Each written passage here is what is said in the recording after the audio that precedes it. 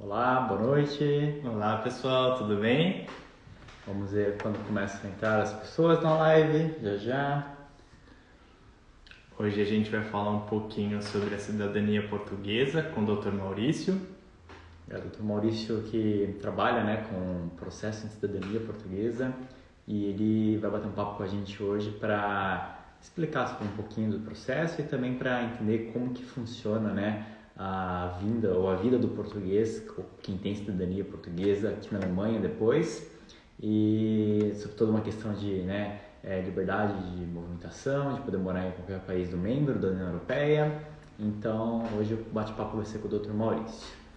E a gente queria também aproveitar esse comecinho de live para a gente agradecer também todo o engajamento que a gente teve lá com o post da nossa matéria na Band.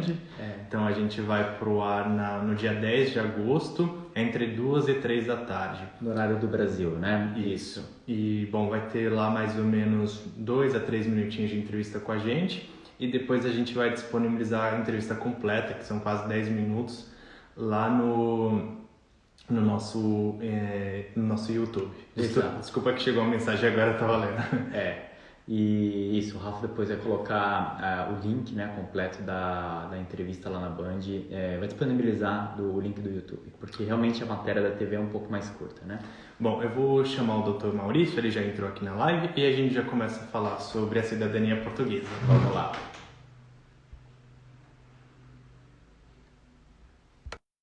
Muito chegando aqui.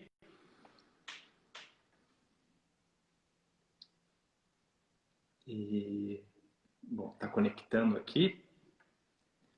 Exato. E a gente também agradece bastante a participação de vocês nas nossas lives. A gente tem gostado bastante de fazer. Bom, conectou agora com o Dr. Maurício. Boa tarde, Dr. Maurício, tudo bem? Olá, tudo bem? Tudo bem. Olá, Dr. Maurício, Renan, prazer. Prazer, Renan. Gostaríamos muito de agradecer a participação aqui na live com a gente. É uma grande honra para a gente recebê-lo hoje. Prazer é todo meu. Muito obrigado pelo convite. Imagina, nós que agradecemos a participação. Maurício, como a gente tem feito, com alguns outros colegas, sobre as diversas cidadanias, as principais talvez que sejam interessantes para os brasileiros, falamos com o Dr. Fábio sobre a cidadania alemã, batemos um papo com o Daniel sobre a cidadania italiana e com certeza com você hoje o nosso tema, da noite vai ser falar um pouquinho sobre a cidadania portuguesa, processos, talvez um pouco das notícias mais recentes que têm agitado, as pessoas. E, óbvio, também o objetivo da live é contar um pouco aqui do nosso lado como funciona a vinda do português para a Alemanha, como que é a vida depois que consegue essa cidadania, E para isso a gente separou algumas perguntinhas que a gente gostaria de fazer, mas também, por favor, fique livre para conduzir da maneira que você ache mais interessante ou de uma forma mais dinâmica, tá bom? Tá ótimo. A gente gostaria primeiro de que você se apresentasse para a gente, contasse um pouquinho da sua história, um pouco sobre a sua empresa também, para que o pessoal pudesse te conhecer também aqui na nossa página. Meu nome é Maurício Gonçalves, sou advogado já há 22 anos. A minha história com Portugal começou porque meu pai é português. Eu, logo que me formei, fui fazer um mestrado em Coimbra. Fiquei 1 ano e meio e comecei a me envolver mais com assuntos portugueses e não consegui me desvencilhar disso. A minha formação acadêmica é integração europeia, de um mestrado. Mais tarde fiz um doutorado não concluído em direitos humanos, que eu também levei para o lado da imigração. Fiz um segundo mestrado em sociologia, também na área de imigração. E isso foi continuando, porque eu voltei a morar em Coimbra mais tarde, fiquei lá por 6 ou 7 anos, em 2006 eu vim para Coimbra. E depois eu cansei da vida acadêmica, vim morar perto de Lisboa, mais no litoral, e desde então, desde 2000, que eu milito nessa área da nacionalidade portuguesa, atendendo os portugueses que residem fora de Portugal. Por portugueses, nós vamos entender que são os filhos, netos e descendentes, ou quaisquer pessoas que têm interesse em Portugal. Perfeito, ótimo. E você acredita que majoritariamente atenda brasileiros ou também se esperar outras nacionalidades que também possam ter cidadania a portuguesa? o público-alvo da nacionalidade portuguesa são, de forma geral, pessoas oriundas de ex-colônias e de outros países economicamente interessantes. A gente diria que é o Brasil, são ex-colônias africanas, a Venezuela, tem muita gente no Canadá e nos Estados Unidos também descendentes de portugueses. Só que cada comunidade tem uma ligação definida com Portugal que varia muito de uma para outra. A França é de um jeito, na Alemanha é de outro, no Canadá é de outro. Então, o meu trabalho é muito especializado com base na demanda brasileira, nas imigrações que foram para o Brasil em épocas muito determinadas, que é completamente diferente da migração para a Venezuela, para o Canadá, para os Estados Unidos, é tudo muito diferente. Eu atendo estrangeiros, talvez uns 3 a 4% da totalidade dos meus clientes, mas são muito poucos e não é minha intenção investir em estrangeiros. Porque quando a gente começa a falar de nacionalidade portuguesa, o que importa não é só as questões da nacionalidade, mas é o público-alvo, os meandros que envolvem cada situação do público-alvo. Do Brasil, questões legais, questões históricas, a movimentação geográfica, os hábitos da época. Então, quando alguém começa a me contar um caso da história da família dele, eu já consigo suspeitar 2/3 do que ele vai me contar. Eu já consigo imaginar, especular 2/3 do que ele vai me contar, e com poucas divergências eu acerto o caso inteiro. Entendi. Porque é sempre uma tendência, ninguém vai sozinho, vai o primeiro e todo mundo segue depois.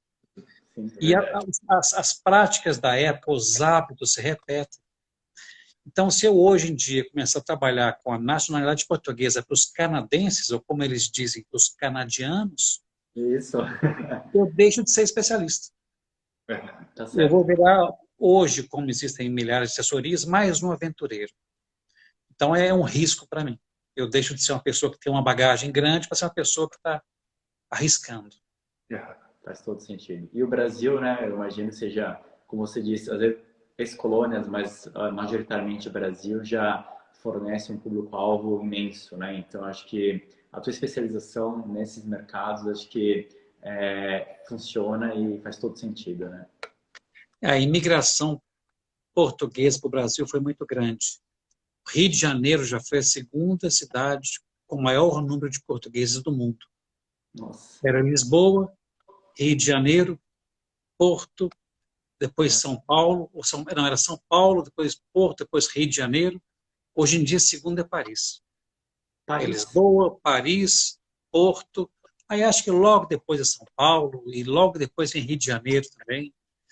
Mas a imigração no Brasil é muito grande. E são portugueses que foram para Portugal, são portugueses que foram para o Brasil e não saíram de lá depois. O Brasil recebeu muito bem. Alguns poucos, e especialmente agora nos últimos 20 anos, estão saindo do Brasil, mas por questões sociais ou questões políticas, ou especialmente em decorrência da violência, que é o mais triste. Com certeza. Muito bom. Bom, eu posso falar um pouco por propriedade, né? Porque eu tenho passaporte português, meu pai é português também, e eu vejo da minha família toda, todos estão no Brasil, só eu tive coragem de vir para cá, de começar o processo aqui, mas com essas questões políticas, econômicas agora, muitos primos meus estão começando a repensar também e vir para cá também. Explorar as oportunidades, né?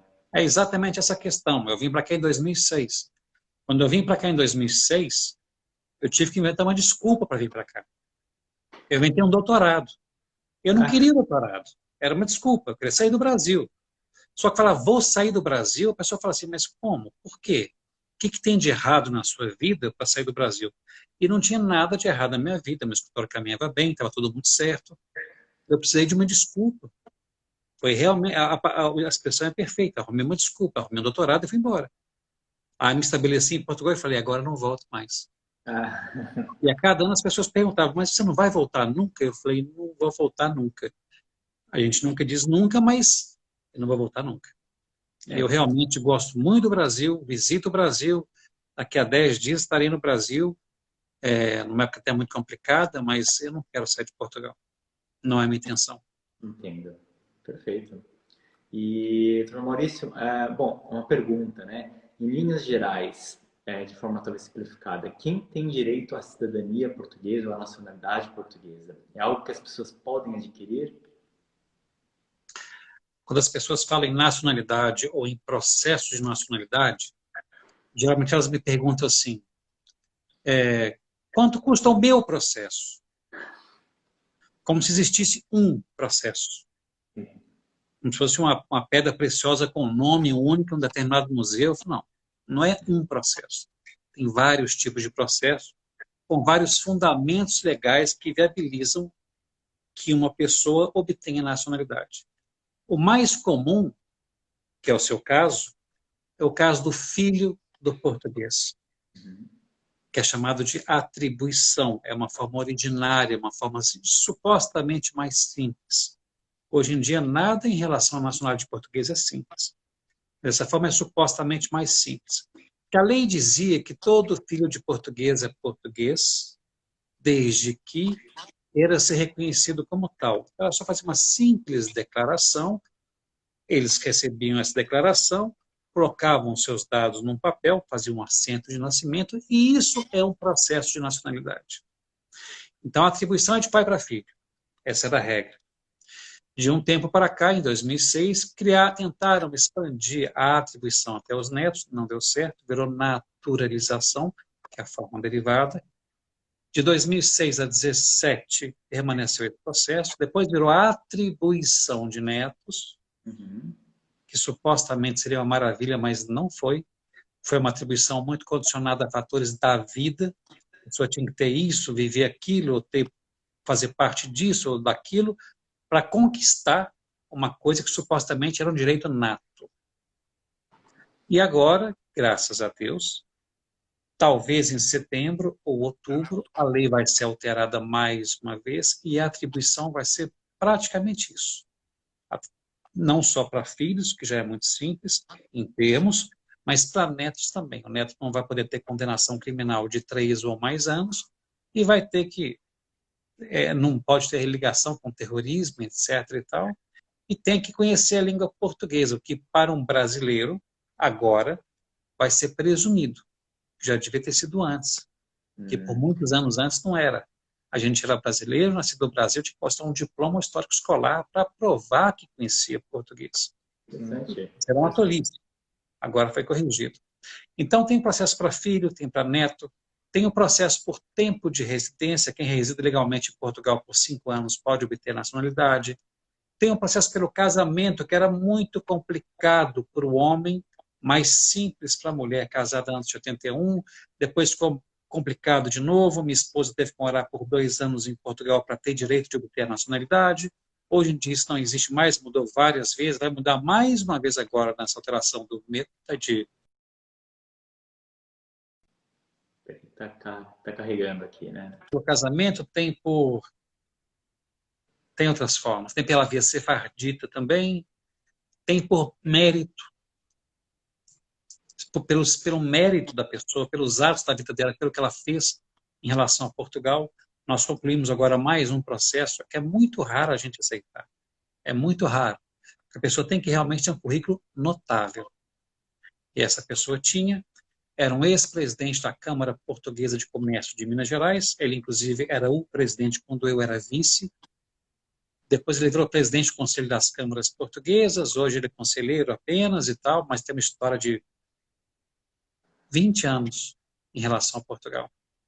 Então, ele conquistou a nacionalidade por mérito. Ele é bisneto de português, mas não tinha direito nenhum por essa ascendência que já era distante, mas por mérito ele conseguiu. Então, são várias formas. Tem várias formas de obter a nacionalidade hoje em dia. Perfeito. Legal. Através de vários tipos de processos diferentes. Entendi. Bacana. E existe alguma diferença se o ancestral é feminino ou masculino? Ou não tem nenhuma diferença nesse processo da cidadania Como portuguesa? acontece, por exemplo, com algumas nacionalidades, tem datas de corte, mudança de leis, etc. Isso acontece na Alemanha, também acontecia na Itália, ainda acontece, apesar de haver solução, mas em Portugal não. Em Portugal, em relação aos descendentes, não importa se o português é do sexo masculino ou feminino. Isso importava em relação ao casamento. Até, é incrível como as leis são machistas. Até 59, uma brasileira que casasse com um português obtinha a nacionalidade automaticamente. Depois disso, não era mais automático. Ela tinha que se manifestar, mas era muito simples. Aí depois de em 81, depois disso, quer dizer, até 81, depois isso mudou e já ficou mais complicado. Agora voltou a ser simples, não importa mais se o cônjuge que vai obter a nacionalidade é do sexo masculino ou feminino, mas já importou. Hoje em dia, o sexo em Portugal não é questão a ser observada em nenhum momento, em nenhum tipo de processo. Isso é muito bom. Isso é uma grande diferenciação realmente com relação a algumas nacionalidades, que a pessoa precisa se ater a esse detalhe, porque se a descendência vem do sexo feminino, em alguns momentos ela se perde, né? Ela não passa para frente, né, em dados anos anteriores, mas que acho que é uma tendência também dessas nacionalidades de revisarem os processos, as legislações, de modo que eles eliminem esse tipo de condição, certo? Porque são caráteres totalmente sexistas que não se enquadram mais nos dias de hoje, né? Talvez no passado, mas não hoje. Então, acho que parece ser uma tendência, mas que Portugal, pelo visto, sequer existe, né? Então, acho que esse é um ponto legal, né? Um ponto interessante da nacionalidade. A lei portuguesa está caminhando de forma surpreendente até, muito mais rápida do que outras. Portugal está na frente. Eu, por exemplo, estudei alemão por 5 anos, há vários anos atrás, e a minha professora, Suzanne Schunemann, ela era realmente uma alemoa, alemã mesmo, aquela ruiva, o rosto, o corpo, os trejeitos, ela é completamente alemã. Ela podia passar a vida na Alemanha que ninguém nunca diria que ela era brasileira. E ela tinha o desgosto de nunca ter conseguido obter a nacionalidade alemã. Que ela era neta de alemães. Os pais também completamente alemães, mas ela, apesar de nascidos no Brasil, ela também, ela bebia cultura alemã todos os dias, mas não era alemã. Assim como os turcos que reconstruíram a Alemanha no pós-guerra. Ficaram aí gerações e gerações e não são alemães. Exato. Aqui em Berlim, em específico, a gente tem 300 mil turcos. É a maior população de turcos fora da Turquia. E é uma coisa muito complicada, porque eu falo muito, a minha área é imigração.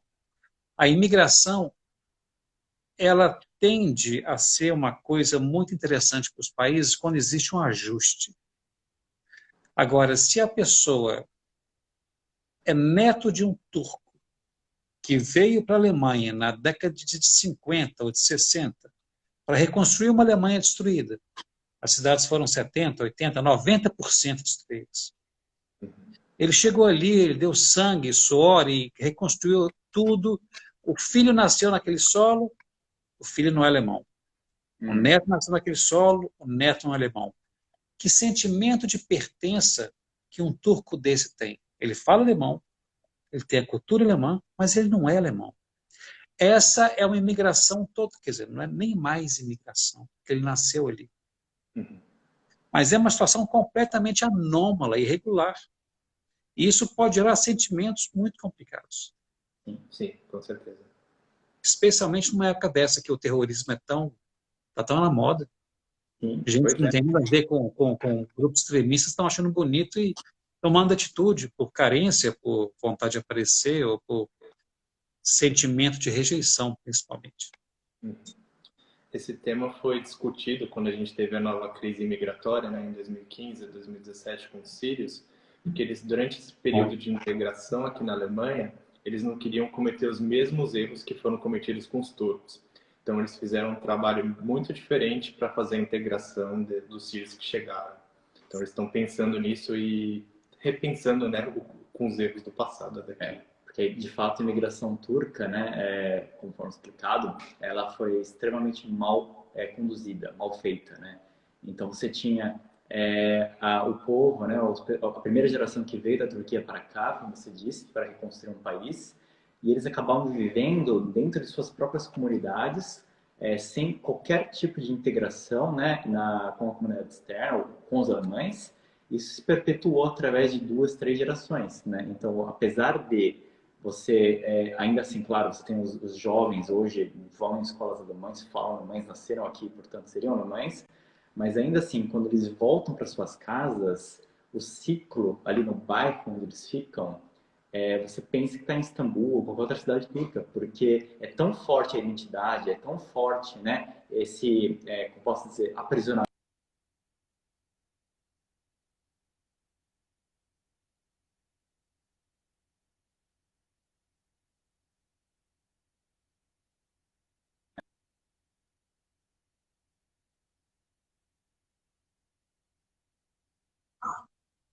Conexão aqui, travou um pouquinho. Já melhorou. Tá melhor. Bom, mas acontece, acho que falando, né, de novo na cidadania portuguesa, isso nos mostra que acho que o caminho é esse, né? É positivo e as pessoas realmente, ainda mais com o advento da nova lei que deve passar, né, doutor Maurício, isso deve facilitar ainda mais, né, os planos daquelas que podem ou têm acesso à cidadania por atribuição, seja por ser filho ou neto, principalmente, né? Então, acho que isso vai ser um movimento interessante daqui para frente. E deve aumentar muito a procura pelos serviços, pelo processo de cidadania, imagino eu, né? Agora vai aumentar, vai voltar a haver a procura pelos netos, que os netos podiam se naturalizar, mas muitos tiveram medo, acharam que não ia dar certo. A gente combateu muito essa ideia, dizendo que não, siga adiante, tem que seguir adiante, tem que obter nacionalidade de qualquer forma, isso é um erro e vai ser reparado no futuro. Isso era a minha visão na época. E realmente viram que era um erro, e isso foi reparado por um processo chamado convolução, e agora esse erro acabou por completo, vai acabar por completo. E em relação à evolução das leis, Portugal mais uma vez está acertando, em outro aspecto também. De alguns anos para cá, Portugal deixou de ser um país de imigração para imigração. Muita gente está chegando. E aqui só valia o direito do sangue. Só filho, neto, bisneto teria direito, se todos obtivessem a nacionalidade. Agora não. Agora o filho de um estrangeiro chega aqui, nasce aqui, começa a estudar, ele pode virar português. Assim vai ser a lei daqui a pouco. Então está virando um sistema misto do sangue e do solo, exatamente como no Brasil. O nosso sistema é misto. Filho de brasileiro, brasileiro é. Nasceu no Brasil, brasileiro é. Talvez isso mude no futuro, com problemas da Venezuela, em outros países próximos e tal, Argentina, daqui a pouco, eu não sei se os argentinos vão nos invadir, aquele socialismo mal feito está destruindo tudo ali. Então, mas eu sei que a Venezuela está criando problemas nas fronteiras e a Argentina também pode criar. Já teve tantas crises nos últimos 30 anos. Também pode vir a ser um problema e a lei no Brasil pode vir a mudar. Assim como mudou no Brasil a forma como os estrangeiros eram tratados. Há 20 anos atrás era muito simples ser estrangeiro no Brasil. Agora não é. A Polícia Federal realmente fechou o cerco. Está gerindo aquilo com pulso de ferro. Olha só. E Portugal, graças a Deus, atento à demanda da população existente no seu território nacional, não só de portugueses, mas também de estrangeiros, está mais uma vez mudando a lei para beneficiar os estrangeiros que têm filhos em Portugal. Isso é muito bom. Entendi. Interessante. E, doutor Maurício, você sente que os portugueses ainda têm vontade de sair de Portugal? Em alemão a gente tem uma palavra que chama Fernweh, que é a vontade de sair. E os portugueses são conhecidos por ter descoberto, né, os navegadores. E queria saber se esse perfil continua em Portugal. Continua, é muito forte, porque os portugueses eles têm uma mentalidade, de forma geral, que foi muito sedimentada pela ditadura.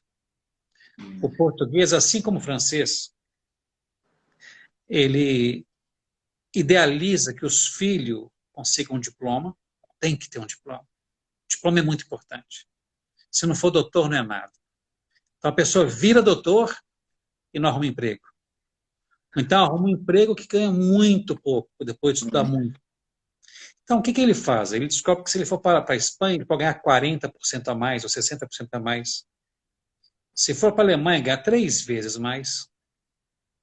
Se for para a França também é melhor. Então ele fica com essa vontade de emigrar. E teve um parente, uma tia que já morou na França antigamente, era faxineira, porteira de um prédio. O tio era taxista, que na década de 70 e 80, todo taxista quase em Paris era português.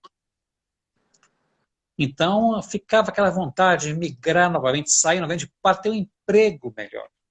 Isso porque eles têm aquela coisa fixa na cabeça que ele tem que conseguir um emprego. Só se ganha dinheiro através de emprego. Ninguém pensa em empreender. É diferente. Por isso que eu falo que a imigração é uma coisa maravilhosa. O português em Portugal quer arrumar emprego. O português vai para fora, ele quer empreender. Ele abre um negocinho pequeno, ele inventa aquilo outro. E o português, que pelo anedotário brasileiro é tido como burro, é um povo extremamente inteligente. E tem um raciocínio que lembra muito o alemão. Eu chamo de raciocínio linear. Ele segue uma forma de raciocínio que, se algo parar, se ele for interrompido ali no meio do caminho, ele assusta. Ele fica sem reação. O alemão é assim. Isso é bem alemão também. O português também é assim. O português e o alemão são parecidos. Então, para dar aquela voltinha que um brasileiro faria isso com uma mão na frente e outra atrás, o alemão ele fica branco, ele não sabe como agir, ele fica perdido. O português às vezes também. Ele vê uma dificuldade, ele congela. Mas quando o português sai de Portugal, vai para o Brasil, ele vira um grande empresário dessa área, um grande do outro, ou nos Estados Unidos, ou no Canadá. Tem um português que é dono quase de um porto. Não sei se é em Nova York, em Nova Jersey, ou aonde quer que seja. O homem controla tudo. Deve ser um grande mafioso, mas isso não vem ao caso. Mas é um multimilionário que empreendeu, que investiu e comprou e negociou, e sindicato e tal. Quer dizer, uma coisa que um português no seu território nacional, sem necessidade de se virar, porque continuou vivendo a vidinha de sempre, de arrumar emprego, de manter a lavoura, ou de acordar às 5 da manhã para ir pescar todo dia, jamais não existe a necessidade de superar em Portugal. Quem imigra não é assim.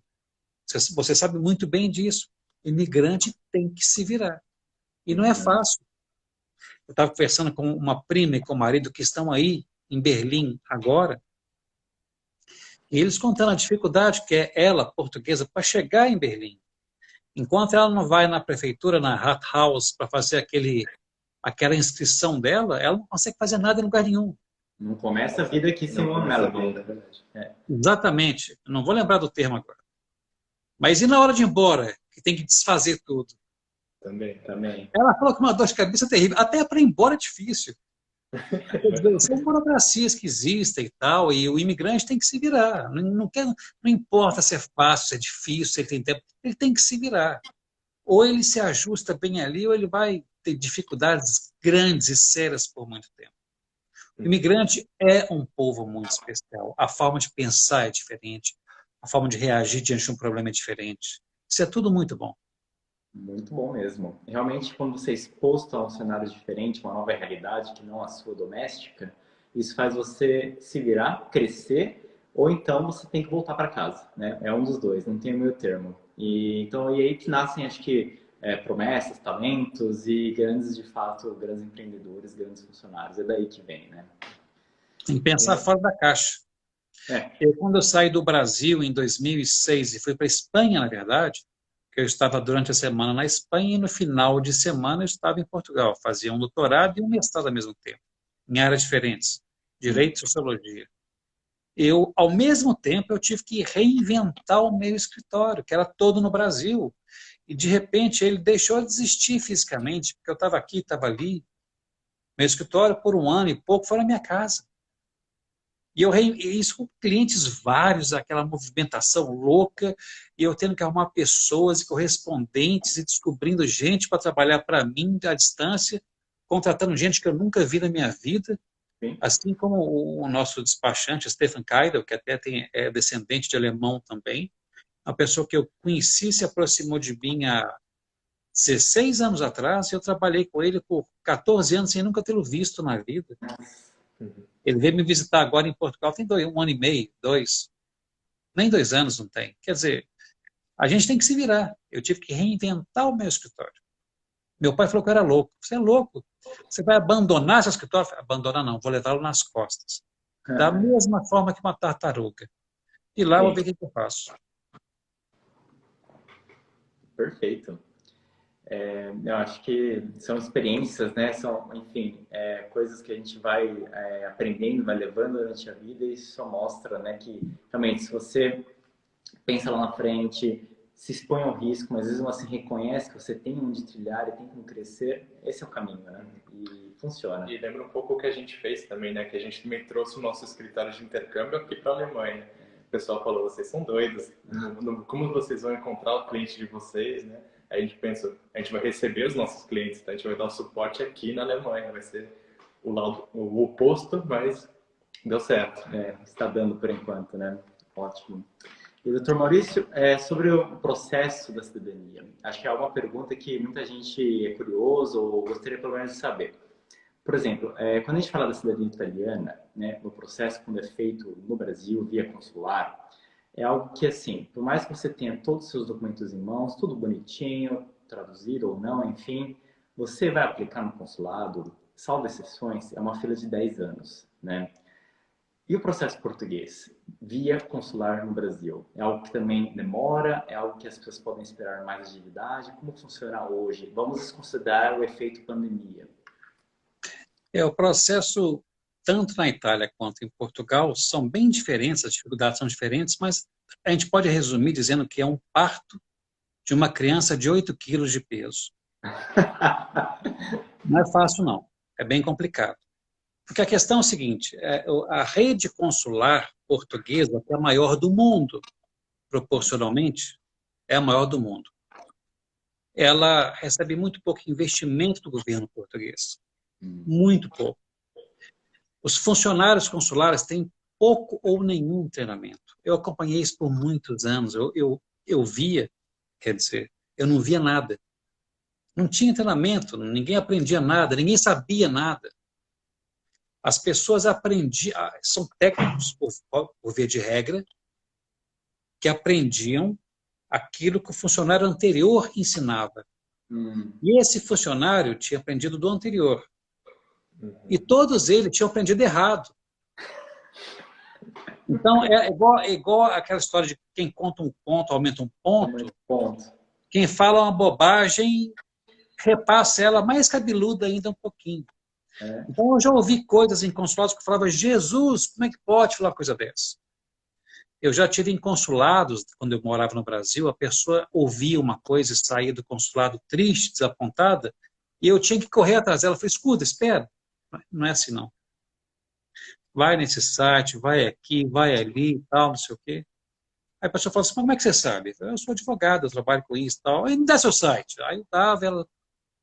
Aí eu fazia uma mágica. Que a informação certa realmente é uma mágica, né?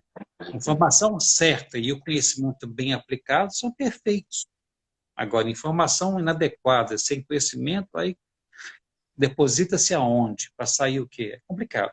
Então, a rede consular portuguesa é muito mal treinada, é mal equipada, produz um dinheiro fora do normal.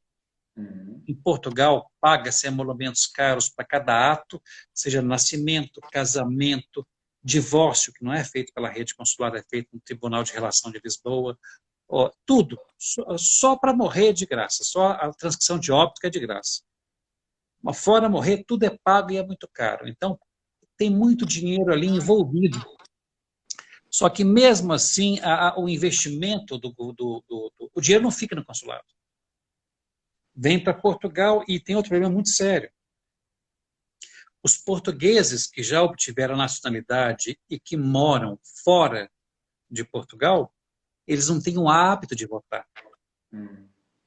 Então, numa democracia, um governo gerido por políticos que querem voto, se eles sabem que nas comunidades estrangeiras, nas comunidades portuguesas no estrangeiro, não existem eleitores, qual que é o interesse deles? Nenhum. Eu falo que quem não vota não tem voz. Todo mundo que obtém uma nacionalidade estrangeira tem que se inscrever eleitoralmente para votar e buscar quem que realmente está lutando pelos imigrantes. Uhum. Em Portugal, historicamente, era um partido chamado PSD.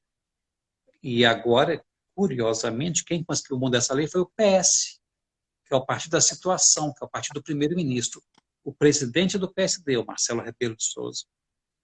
Mas o primeiro-ministro, o Antônio Costa, é do PS. E foi o partido do primeiro-ministro que conseguiu agora mudar a lei através de um deputado chamado Paulo Porto Fernandes, que é de São Paulo, filho de um madeirense, de uma pessoa nascida na Ilha da Madeira, assim como meu pai, também nascido na Ilha da Madeira. O pai O dele. meu também. É verdade, você comentou. Foi na Calheta, Câmara de Lobo. Do Funchal. Funchal, na capital. Então tá bom. Mais fácil de chegar e de sair, muito bom. Mas o fato é que os estrangeiros, os portugueses estrangeiros não votam, então os consulados têm pouco poder, gostam de falar que são poderosos, eles que fazem, acontece, mas nada acontece ali. Esse consulado é eles simplesmente enviam documentos para lá e para cá. Antes ainda autenticavam documentos, mas graças a Deus o Brasil assinou o Tratado de Haia e hoje em dia se apostila com muito menos burocracia do que ter que pedir algo para consulado.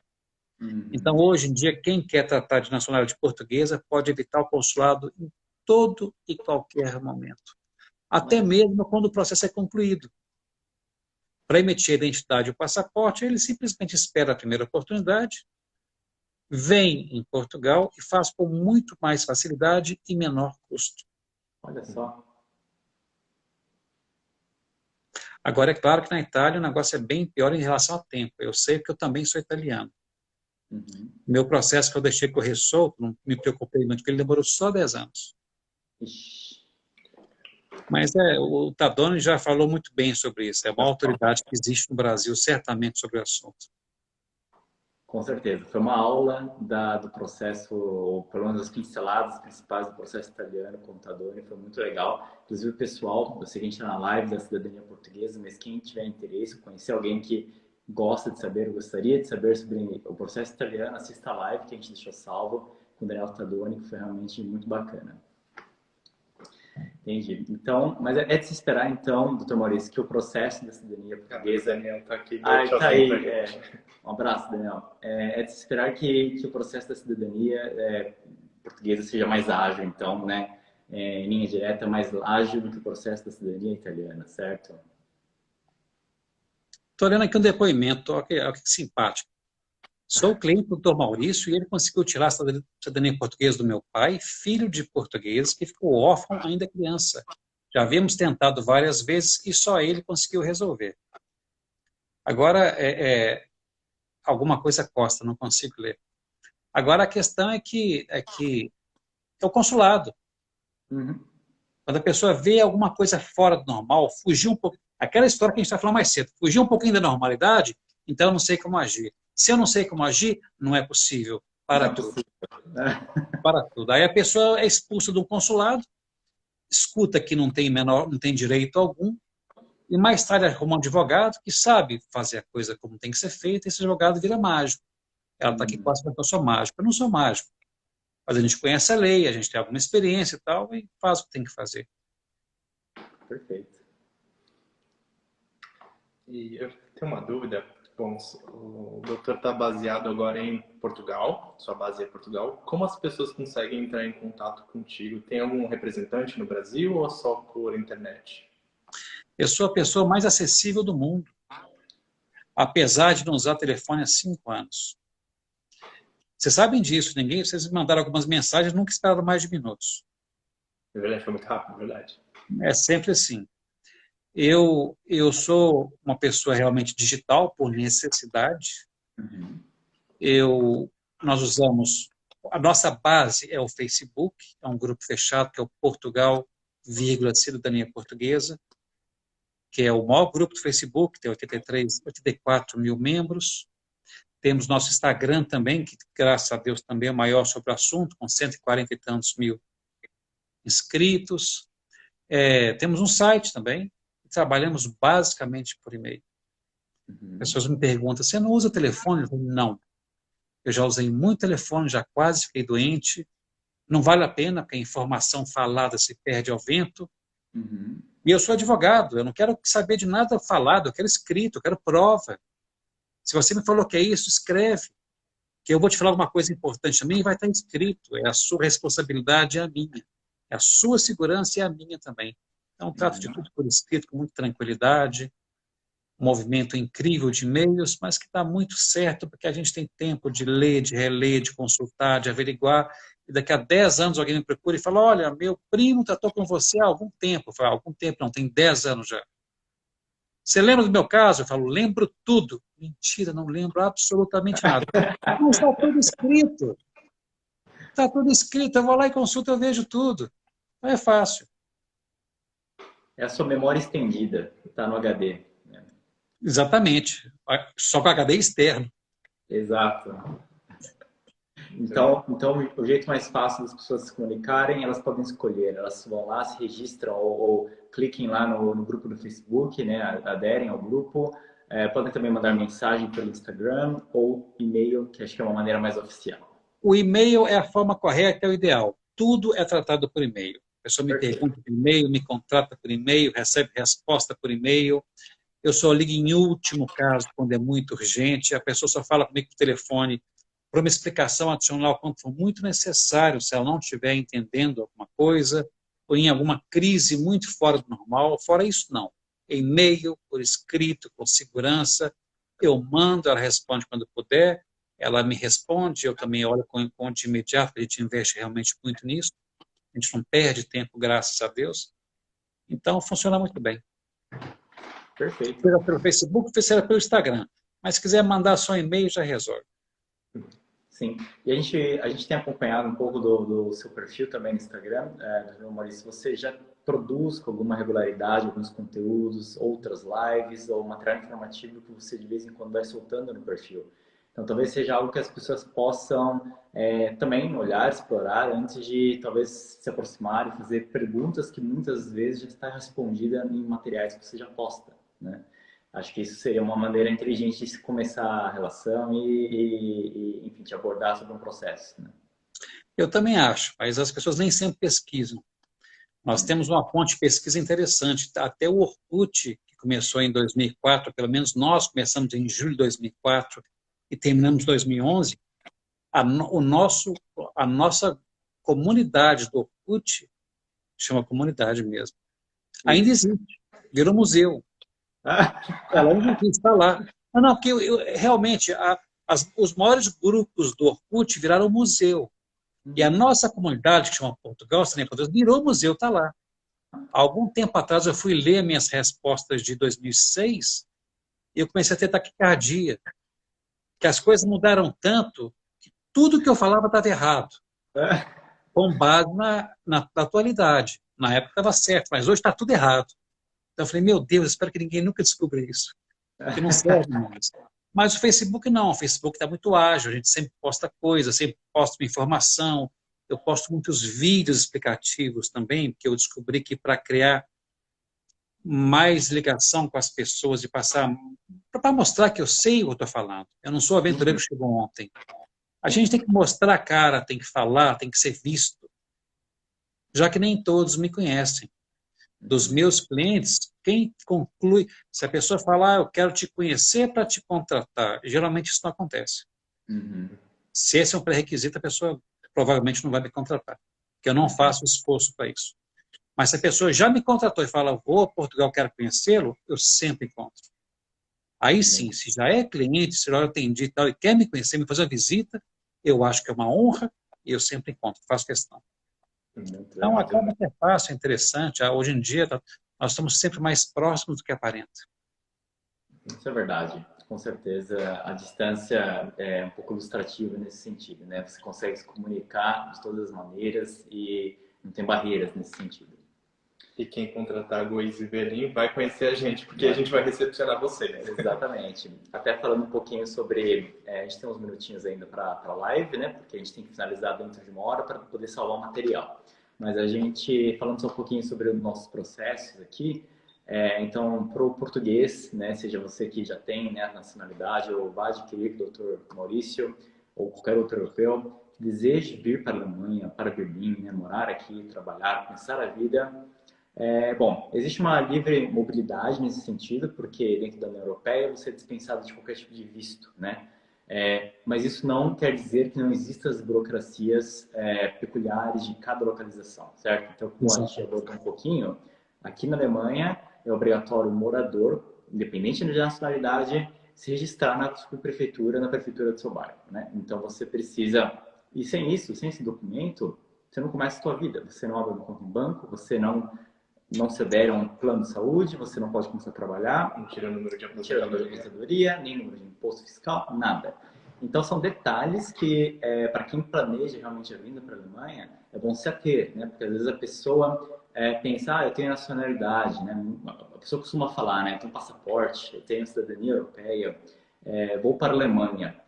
Tudo bem, pode vir, mas tem que atentar que é um planejamento da mesma forma, certo? Vocês precisam estar cientes que existem burocracias a serem cumpridas, prazos, né?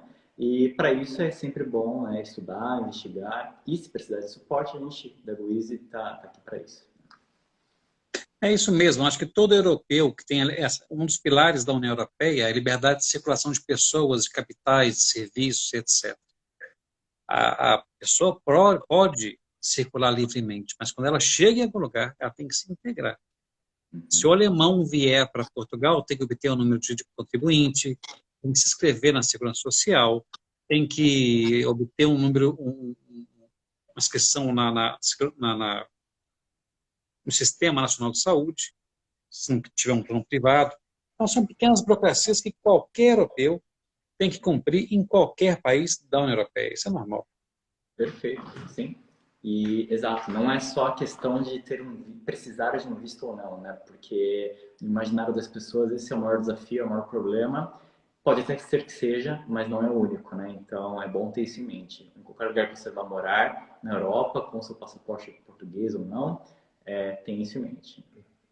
A gente também vê um fluxo grande de alemães que vão para Portugal, né? Às vezes a gente presta alguns serviços de tradução de contrato, que alguns alemães querem comprar casa em Portugal, então a gente auxilia nessa parte também de tradução de contrato.